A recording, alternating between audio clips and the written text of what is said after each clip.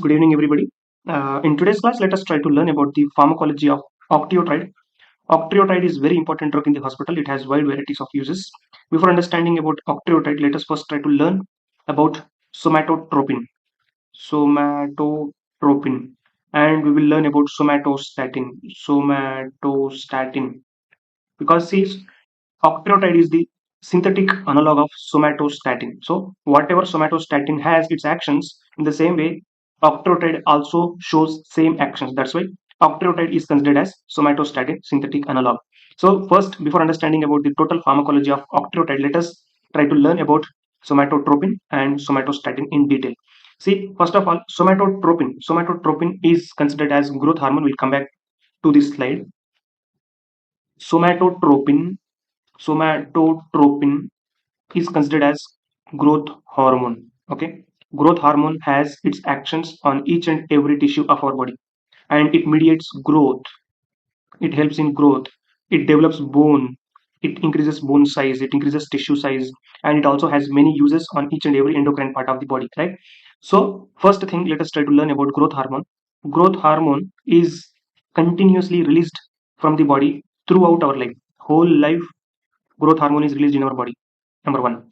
And at night time, the growth hormone release is slightly elevated. Mainly at night time, growth hormone release is high.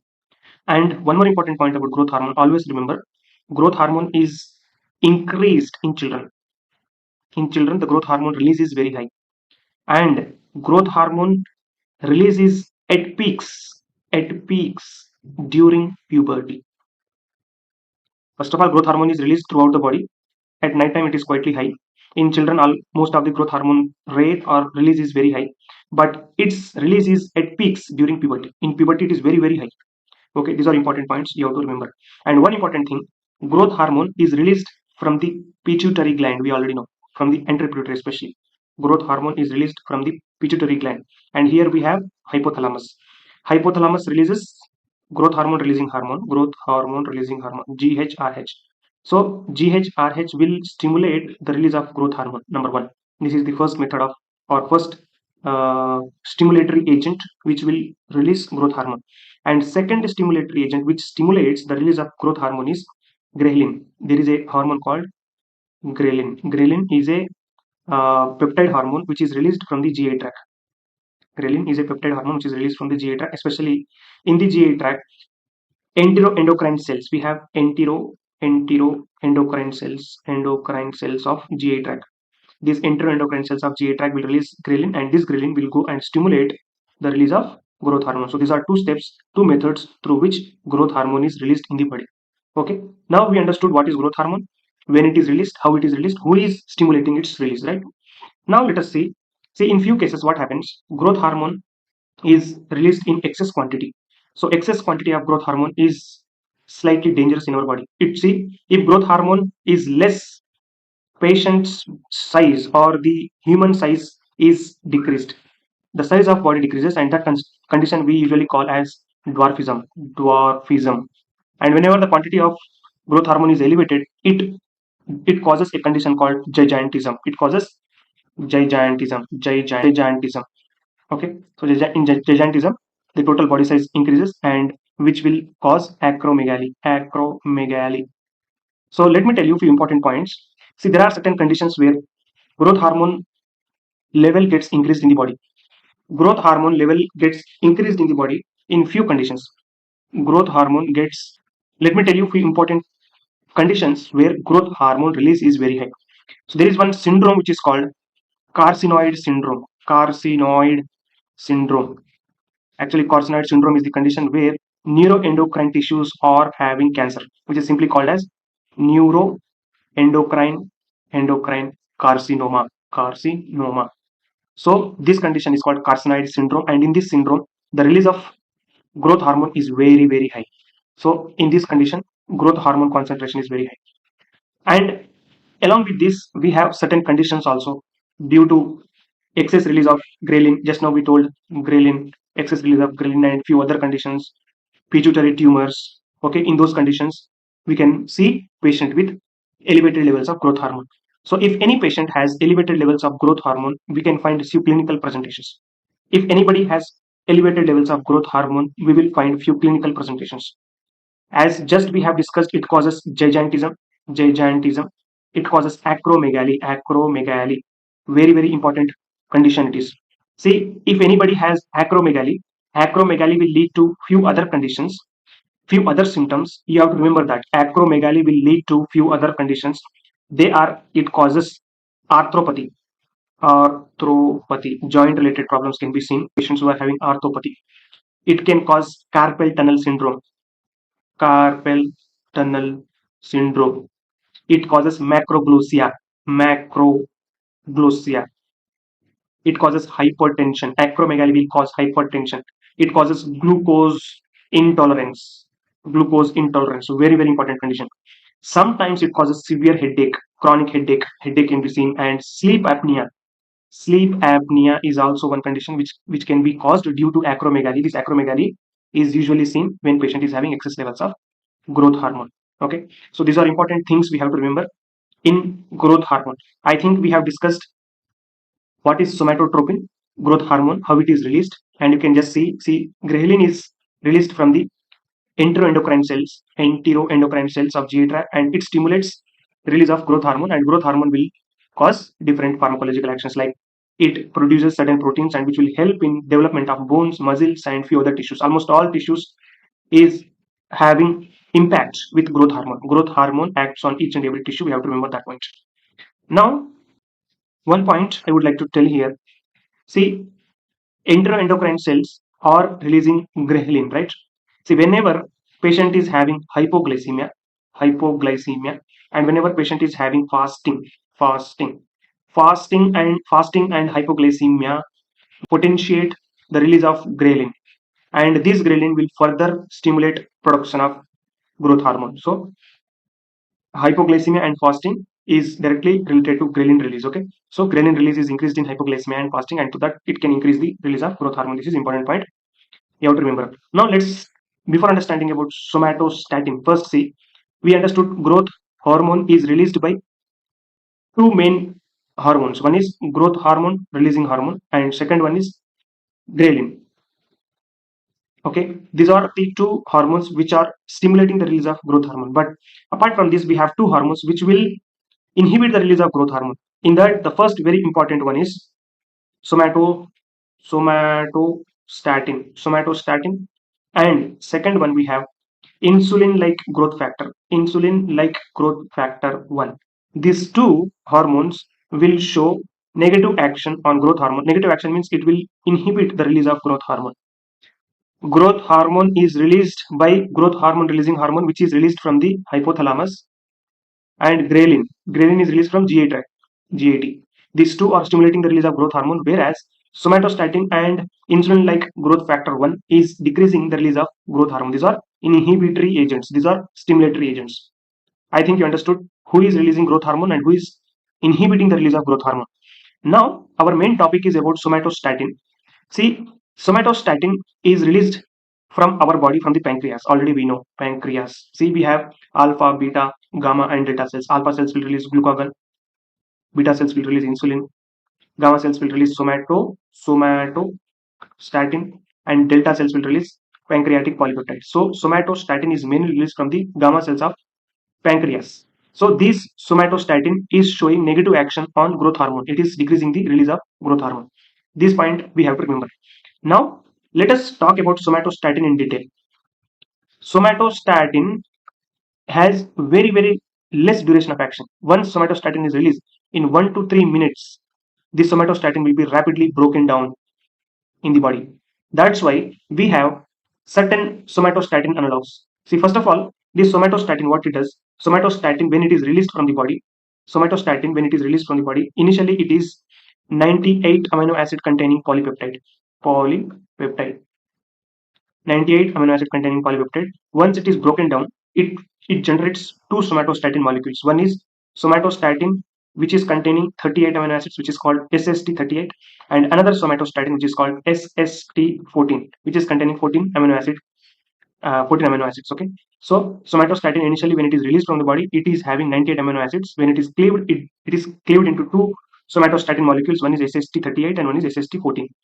This SST These are the main somatostatin molecules. These somatostatin molecules will go and fall on somatostatin receptors. And when somatostatin receptors are activated, it will go and inhibit the release of growth hormone. Okay, this is the general steps how somatostatin acts. And here in somatostatin receptors, actually we have somatostatin receptor 1, somatostatin receptor 2, 3, 4, and different types of somatostatin receptors. We have 5 different types of somatostatin receptors. Anyways, about this all subtypes and all, it is under study and we don't have clarity about that. But just as of now, you just remember somatostatin SST38, SST14. These will act on somatostatin receptors and through that it will stop the release of growth hormone.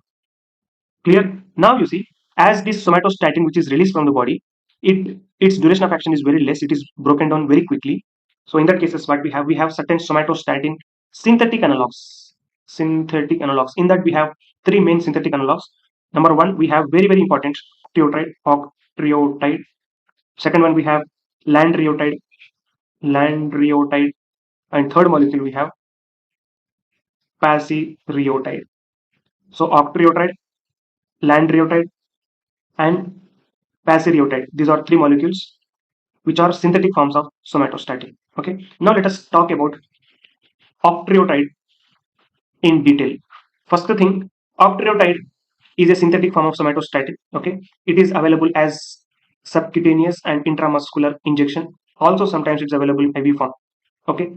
So in subcutaneous form, usually 100 mcg, 100 mcg subcutaneous injection is given 3 times daily, as its duration of action is 12 hours, and this can be given. And in few cases, which is available as IV form, 10 mg, 20 mg, or 30 mg intramuscular injections are available, which is given once a week. Once a week, that means once a month. Once a month molecules we have. So which, when it is given through IM, 10 mg, 20 mg, or 30 mg can be given once a month. These molecules we have. In subcutaneous, in emergency uses, we have 100 mcg, which can be given 3 times daily. Okay, in IV also, in emergency conditions, we have same 100 to 200 mcg molecules, mcg injections are available. Octreotide. Okay, see one important point about octreotide. First thing, its duration of action is greater than normal natural somatostatin. Somatostatin, right? Its duration of action is higher and it is very potent. It is potent than natural form. Okay, and it is available in this parental form as we have just discussed. See, we have certain uses for octreotide. Always remember, octreotide is a synthetic analog of somatostatin. That's why it can be used in acromegaly. Very important use of octreotide. It is very commonly used and it is a drug of choice in carcinoid syndrome. It is a drug of choice in carcinoid syndrome. It is used sometimes in associated with diarrhea associated with diabetes mellitus. In diabetes mellitus, it is used in diarrhea. And very important action of somatostatin, that is octreotide, it is used in esophageal varices.